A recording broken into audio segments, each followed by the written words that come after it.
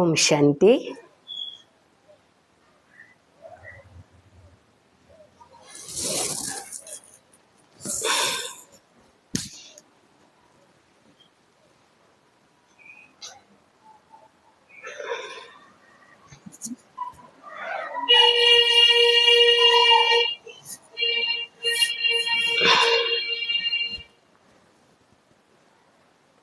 ઓમ શાંતિ. આજની જે આપણી આધ્યાત્મિક વાર્તા છે એ એક રાજાની કહાની છે કે રાજા જોડે સમય નતો સત્સંગ સાંભળવાનો. ખાલી એક દિવસ થોડો સત્સંગ સાંભળ્યો તોય જીવનમાં એ સત્સંગ કેટલો કામ આવ્યો. એની એક સુંદર કહાની છે. એક નગરની અંદર એક રાજા રહેતા હતા. બહુ સારી રીતે એમના રાજ્યનું સંચાલન કરતા હતા. રાજા પ્રજા સુખી હતા. પણ આખો દિવસ કાર્ય વ્યવહારમાં રાજા બહુ બિઝી રહેતા હતા. એટલે રાજા જોડે સમય નતો ભજન કીર્તન સત્સંગ કરવાનો. તો એક દિવસ રાજા ક્યાંક બાર ગામથી રાજમહેલ બાજુ આવતા હતા અને વચ્ચે એક ગામડામાંથી પસાર થતા હતા.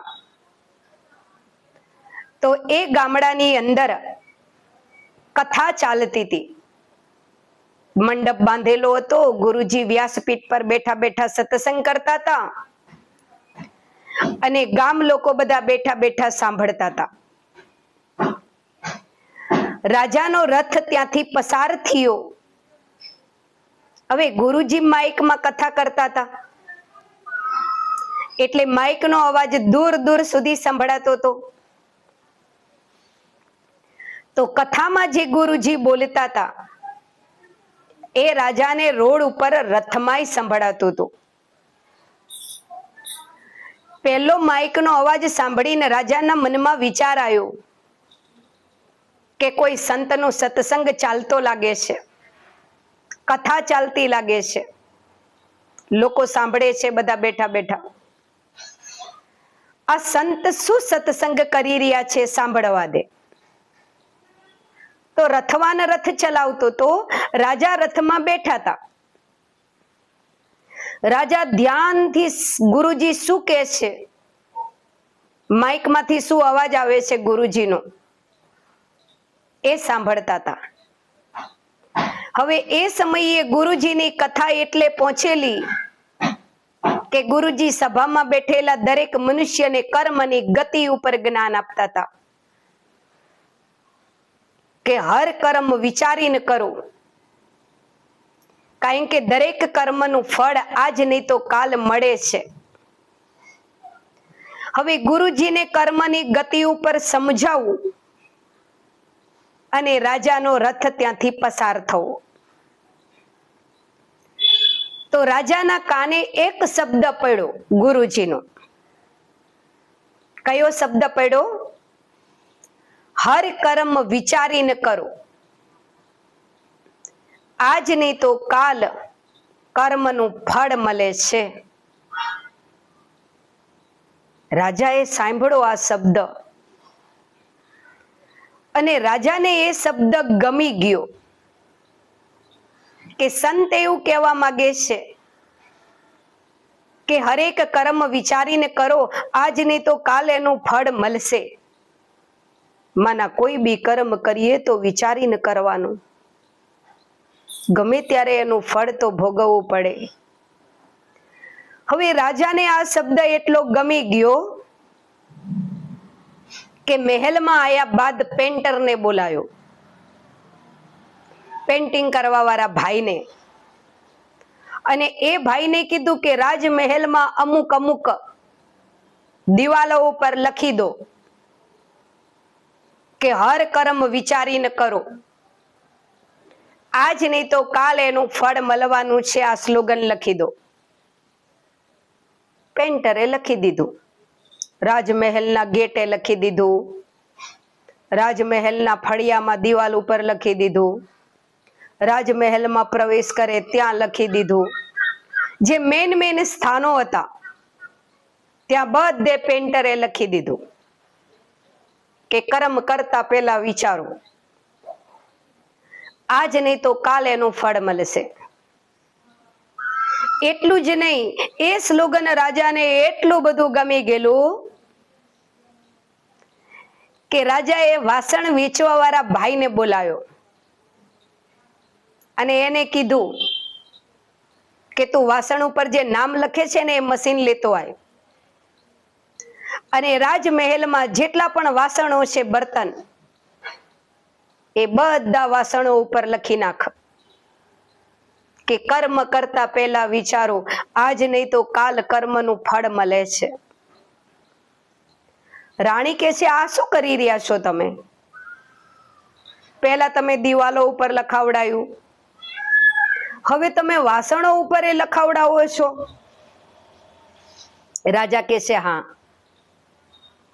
હું સત્સંગ સાંભળવા તો નતો બેઠો, ત્યાં સમય નતો એટલે, પણ હું એક ગુરુજી સત્સંગ કરતા હતા ત્યાંથી પસાર થયો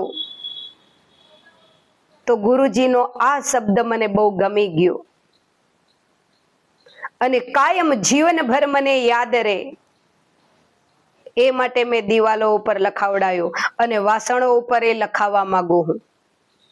હવે રાજા વાજા ને વાંદરા કહેવત હે ને, માના એમને જે ધાર્યું હોય એ જ કરે, એમને કોઈ કશું કહી શકે નહીં. રાણીબાનું ન ચાલ્યું. રાજાએ દરેક વાસણો ઉપર એ લખાઈ દીધું, કર્મ કરતા પહેલા વિચારો, આજ નહીં તો કાલ ફળ મળશે. કરતા કરતા વર્ષો વીતી ગયા. એક દિવસ રાજા બીમાર પડ્યા,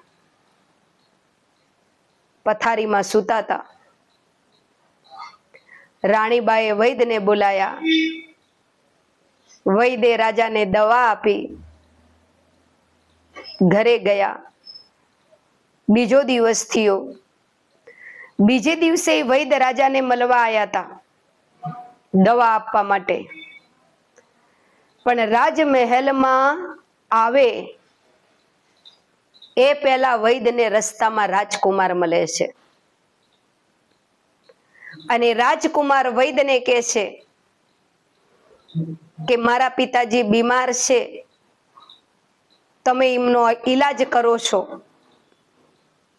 અને એ જો આવી રીતે જેટલી વાર બીમાર પડે એટલી વાર તમે ઈલાજ કરો ને એટલી વાર એ સાજા થઈ જશે તો મરશે ક્યારે?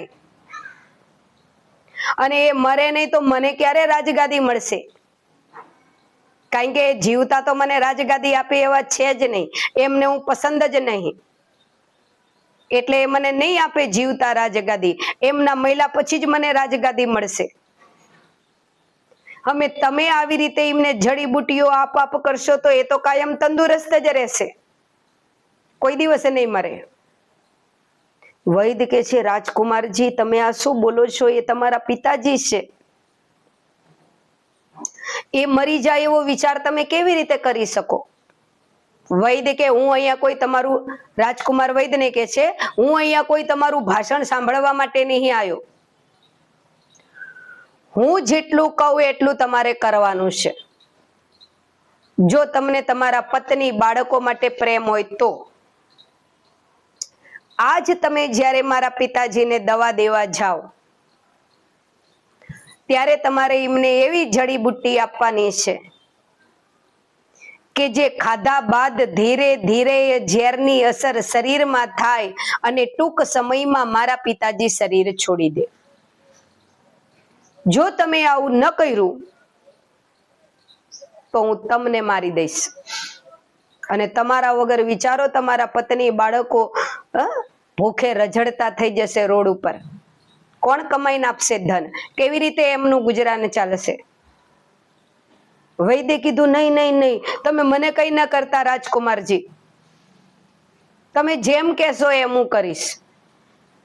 મારી જોડે એવી એ જડીબુટ્ટી છે કે જે મનુષ્ય ખાય તો 2-5 દિવસમાં શરીર છૂટી જાય અને કોઈને ખબર ન પડે કેવી રીતે શરીર છૂટ્યું. રાજકુમાર કહે છે ભલે, એ જડીબુટ્ટી લઈને જ આવજો અને મારા પિતાજીને આજે એ જ જડીબુટ્ટી આપજો. વૈદ્યને બચારાને પોતાનો જીવ તો વધારવાનો હોય.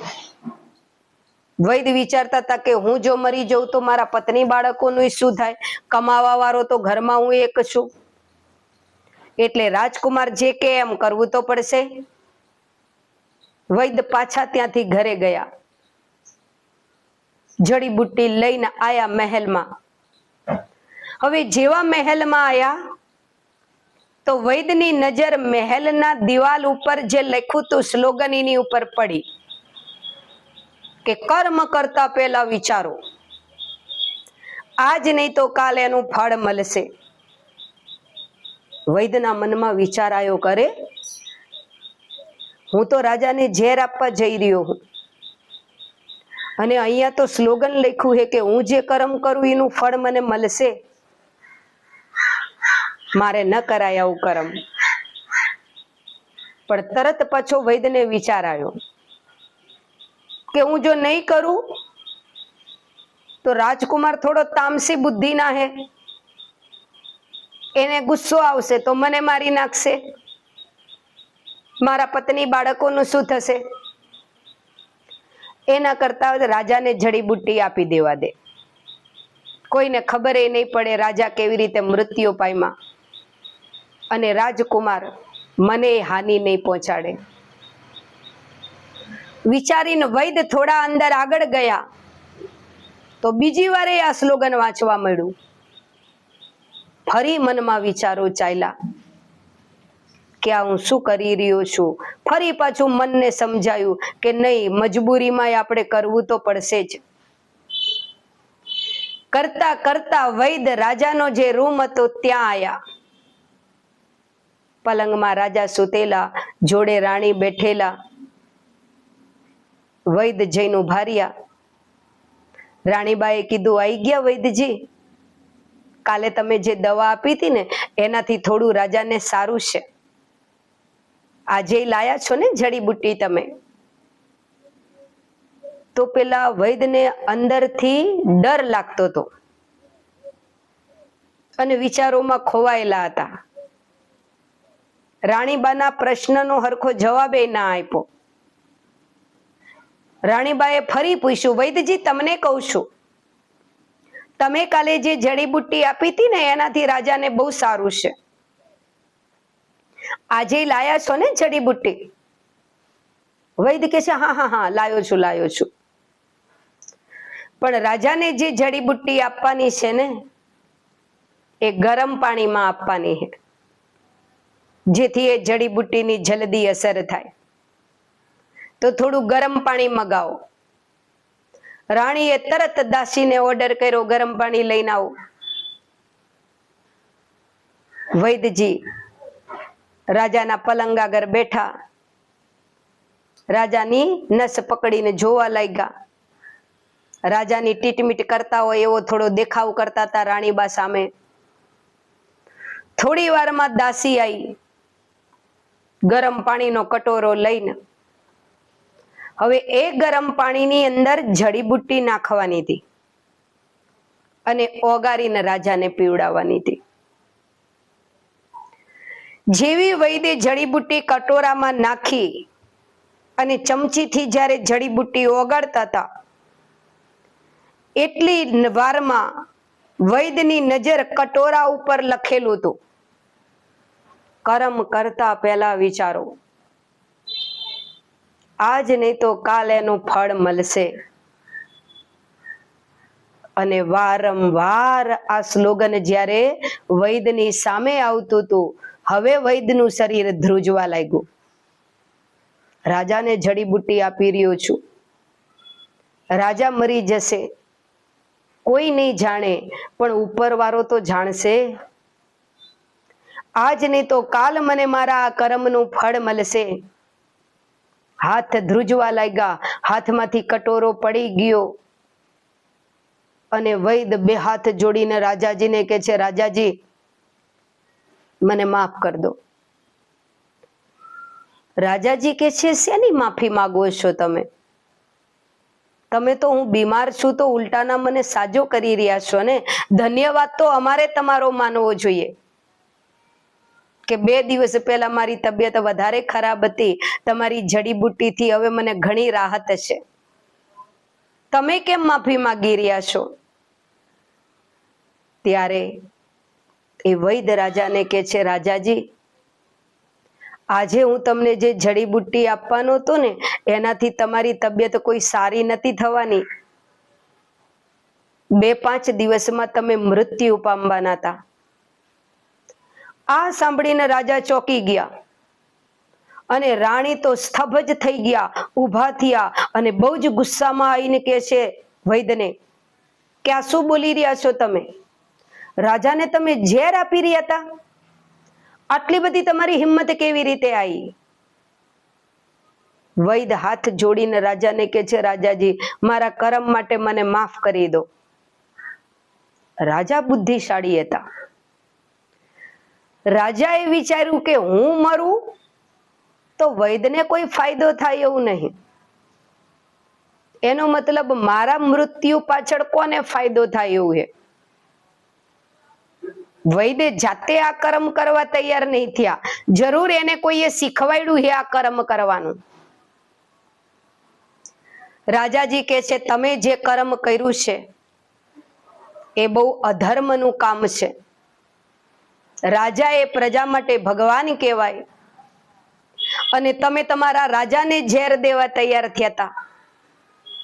તમારું આ કર્મ માફીને યોગ્ય નહીં. જીવનભર તમને કાલકોટડીમાં પૂરવામાં આવશે. પણ જો તમે સત્ય બતાવશો તો તમારા કર્મને માફ કરી દેવામાં આવશે. તમે સત્ય બતાવો. કોને તમને આ ઝેર આપવાનું કીધું તું મને? ત્યારે વૈદ્ય રડતો રડતો કે છે, રાજાજી, તમે તો અમારા પાલનહાર છો, તમને મારીને અમને શું મળે? પણ રાજકુમાર આયા હતા મારા ત્યાં અને મને એવું કહેતા હતા કે મારા પિતાજીને તમે એવી જડીબુટ્ટી આપો જે 2-5 દિવસમાં શરીર છોડી દે, કારણ કે એ જ્યાં સુધી મરે નહીં ત્યાં સુધી મને રાજગાદી નહીં આપે. અને રાજાજી, જો હું આવું કર્મ ન કરું ને તો રાજકુમાર મને મૃત્યુદંડ આપવાના હતા. તો મારા પત્ની બાળકોનું શું થાત?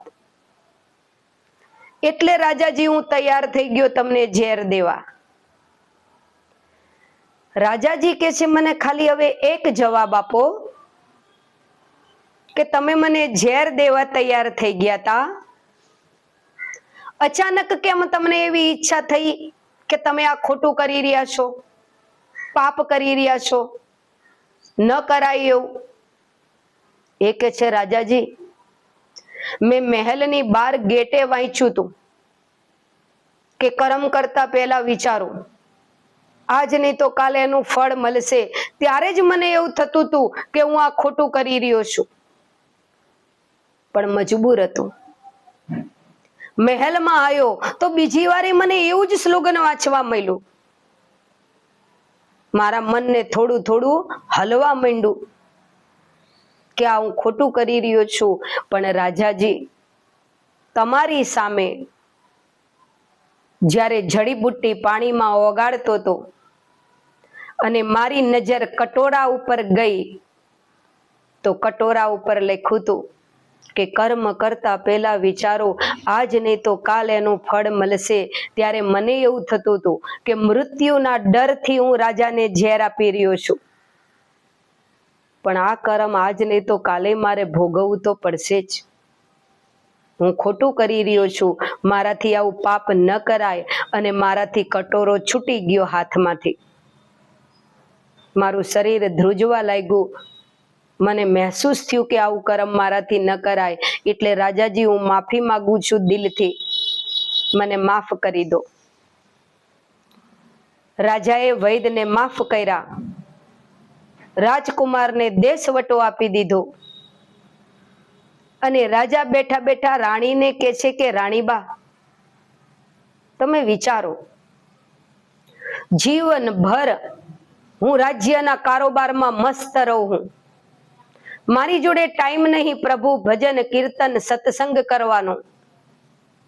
ખાલી એક દિવસ એક ગામ આગળથી પસાર થતો હતો અને ગુરુજીના સત્સંગમાંથી એક શબ્દ મારા કાને પડ્યો તો એ ગુરુજીનું એક વાક્યએ મારા જીવનને બચાવી દીધું. તો જીવનભર જો આપણે સત્સંગ કરીએ તો જીવનનો કેટલો ઉદ્ધાર થઈ જાય. પતિ પત્નીએ સંકલ્પ કર્યો કે આપણે રાજ દરબારનો કાર્ય વ્યવહારે સંભાળીશું અને જોડે જોડે રોજ આપણા ગુરુના આશ્રમમાં સત્સંગ સાંભળવાઈ જશું. કારણ કે સત્સંગથી સારા કર્મ કરવાની આપણને પ્રેરણા મળે છે અને સત્સંગથી આપણું જીવન ઊંચું બને છે. આ વાર્તાના સારમાં આપણને શું સમજવા મળે છે?